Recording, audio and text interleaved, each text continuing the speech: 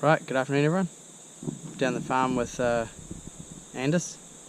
Just noticed this morning when I shifted the dry cows, one of the cows was in a piece that we had fenced off, and then she just walked back under the wire, so obviously there's not a lot of power getting down there. Just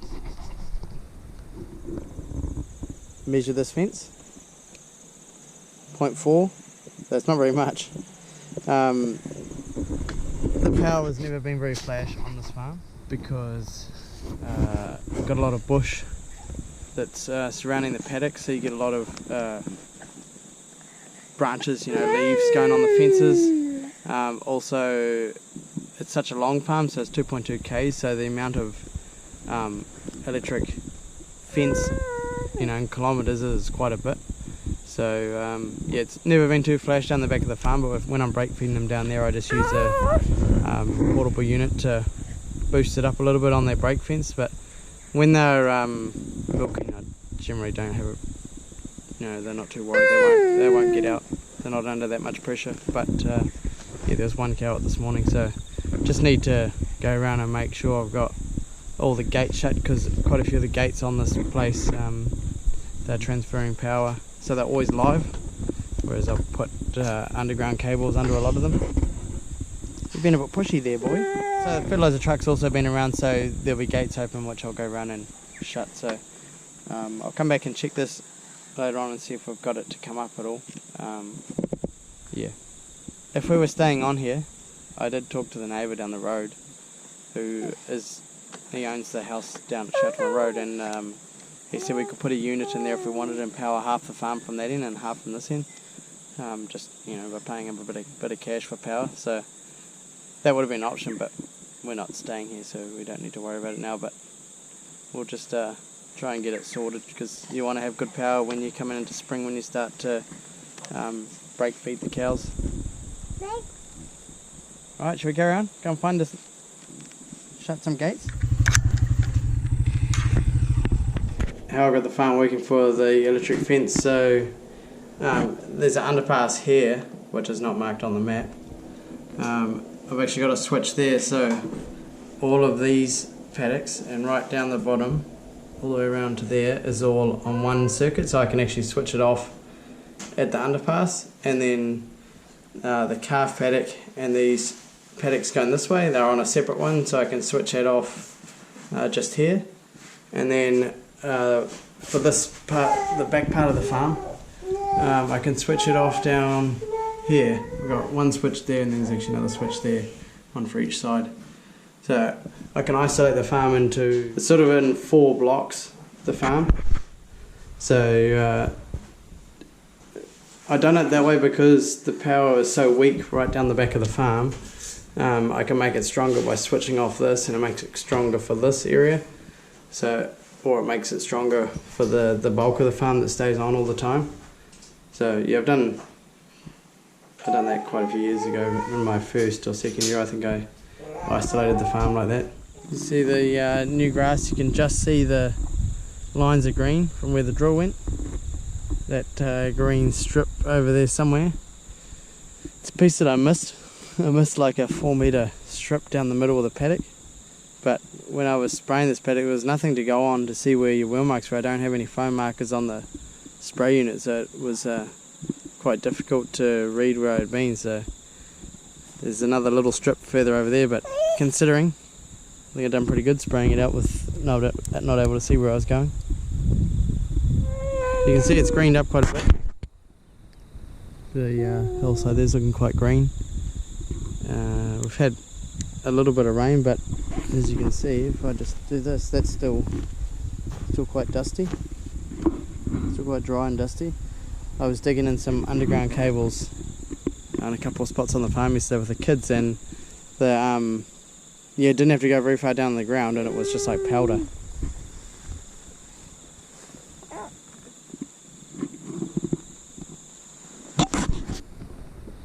Ready to go, Anders? Start it up. Anders, can you start it up?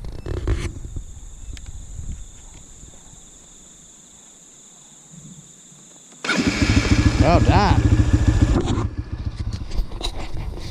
If I was to, sorry. if I was to purchase a drill of some sort, what would people recommend? With doing turnips, I thought a roller drill would probably be quite good. Is it alright to use a roller drill to drill grass in as well? Or is it just best to get just your standard trail drill that you would need to roll? You know, if you're doing turnips, you'd roll it after. Yeah, let me know what your thoughts are. Do you have thought about getting one? It's just which one to get. I don't want to go spending a bit of money on something that I only used to do one crop. You want to get something that can do everything. So yeah, let me know what your thoughts are. Always a nice view. You can see it's looking a bit greener now.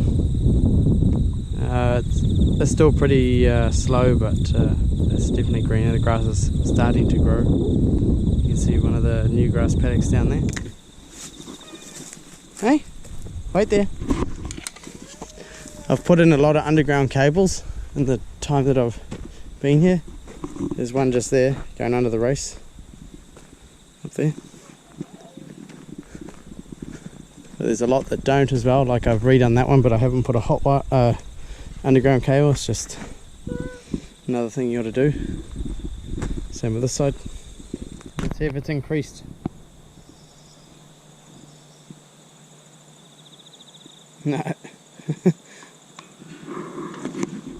That means there must be a good short somewhere down here or before here. It's easy to happen. It could be anything. Oh well, we'll just keep on looking. Come on, come on.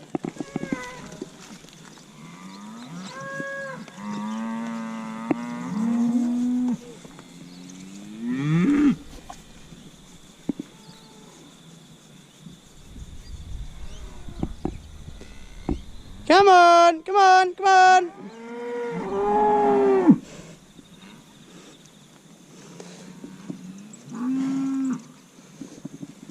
Must be a short back further because it's still 0.5, so it's pretty consistent.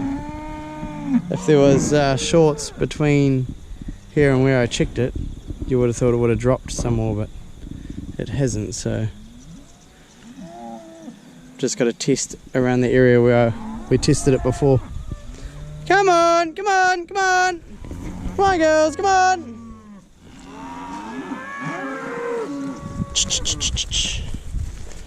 There you go. Come on, girls, come on, come on. Come on, come on, come on.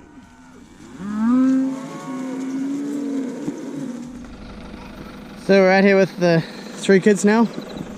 Just discovered something. So it's reading 0.9 here. If I disconnect that handle, which shuts off the whole of Shelterman Road, it's disconnected now. It goes up to 1.5. So that's not too much of a difference, only 2 to 3 kilovolts. But there's a further back. I'll show you another one which, when you disconnected it, goes from 1.2 to 3. At the moment it's reading 1.1. If I disconnect this, it goes up to 3. Back down to 1.1. So what I can do is I can cut the feed that goes that way and we'll see if the short is up there. I'm going to cut it.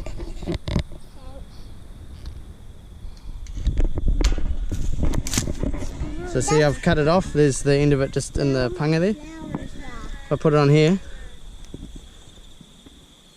at 1.5.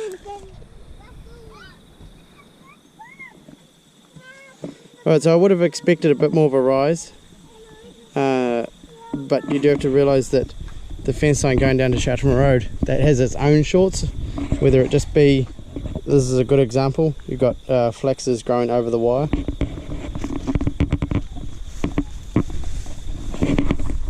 That sort of thing doesn't help. You get a lot of that. You get a lot of this, eh? Yes. 3 troublemakers. Right, so earlier on when we first started checking for a fault. We tested it here, so it was 9, I think, 8 or 9. Sorry, it was 0.5, so it's come up 2. Oh, there you go, it's come up a bit more, 9. 8, 9. Still not very strong. Still not very strong, so that means there is still quite a few shorts this way, because when it was disconnected back there, it was 3, so that's pretty good power. I haven't had 3 there before, so who knows how long it's been like that. So somewhere this way there's a very good short. I think we're gonna have to go looking. Thanks for watching. Thanks for watching. Thanks for watching. Catch you somewhere else on the farm.